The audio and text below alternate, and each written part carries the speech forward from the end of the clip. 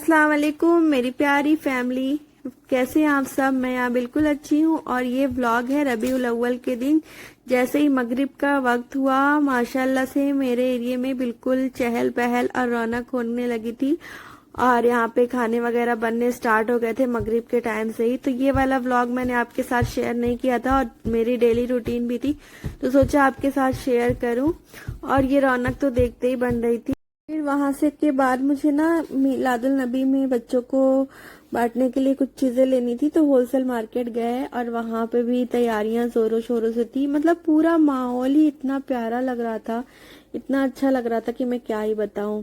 फिर मैं वहां से आई और मैंने कोई भी फेस्टिवल हो, भले ज्यादा मेहंदी भर के ना हो लेकिन थोड़ी सी मेहंदी ना हो तो ऐसा कैसे हो सकता है। मुझे ज्यादा आती तो नहीं है, लेकिन फिर भी मैंने अपने हस्बैंड का, लविंग हस्बैंड का नाम लिखा और वो मुझे बहुत प्यारा लग रहा था।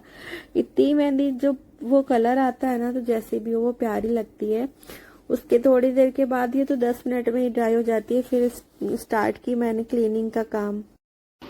मेरे घर के बाहर और बाकी जगह तो लाइट्स बहुत पहले ही लग गई थी, लेकिन मुझे रूम में लाइट लगानी थी अपने बेडरूम में, तो वो मैं लगा रही थी। और ये मैं बहुत पहले लाई थी रमज़ान में ही, लेकिन लगाने का मौका ही नहीं मिला था, तो मैं इसको डेकोरेट कर रही थी। बच्चे भी सो चुके थे तो सोचा कर लूँ। फिर मॉर्निंग में तो भी बहुत से काम रहते हैं, रात में इसको कर लूँ। और मेरी प्लीज़ इग्नोर करिएगा, मेरी हालत बहुत ख़राब थी उस दिन सफाई कर करके। मैं सच में काम वाली बाई ही लग रही थी।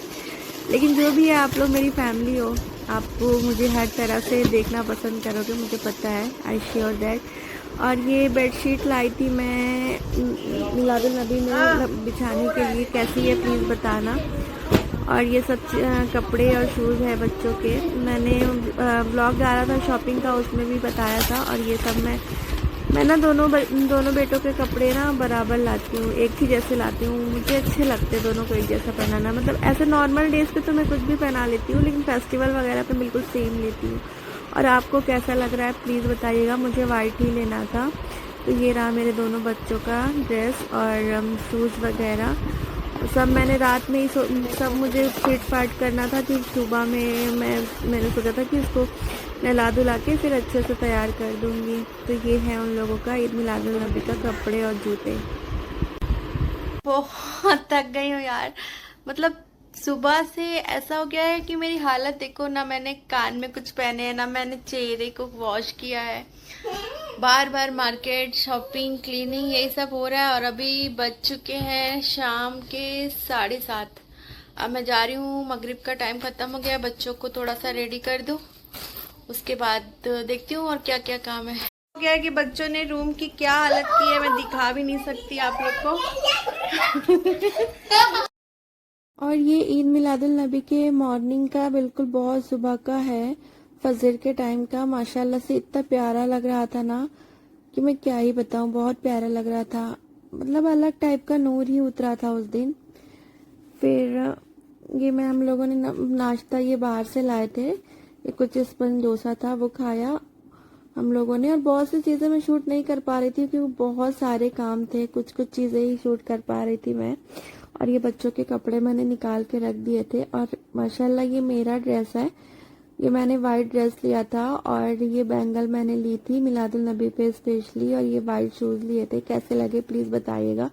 फुल फोटो तो मैं नहीं ले पाई उस दिन, बहुत काम था, बाहर भी जाना था और न्याज वगैरह करानी थी, नमाज।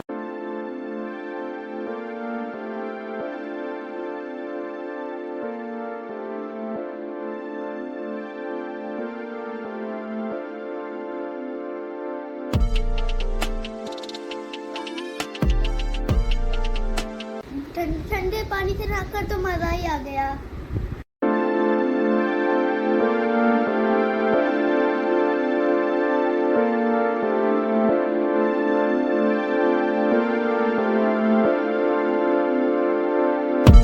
ये था मेरा ईद मिलादुल नबी का छोटा सा व्लॉग। आपको कैसा लगा प्लीज़ लाइक, कमेंट और सब्सक्राइब करके बताइएगा। सॉरी थोड़ा लेट पोस्ट किया क्योंकि व्लॉग बहुत सारे थे, मैं 1 बाय 1 कर रही थी। और आपको मेरे व्लॉग कैसे लगते हैं प्लीज़ बताइएगा। और अगर चैनल पे नए होंगे तो सब्सक्राइब करिएगा। मिलती हूँ आपसे नेक्स्ट व्लॉग में, तब तक के लिए अल्लाह हाफिज़। अपना बहुत सारा ख्याल रखिएगा और दुआ में याद रखिएगा। अल्लाह हाफिज़।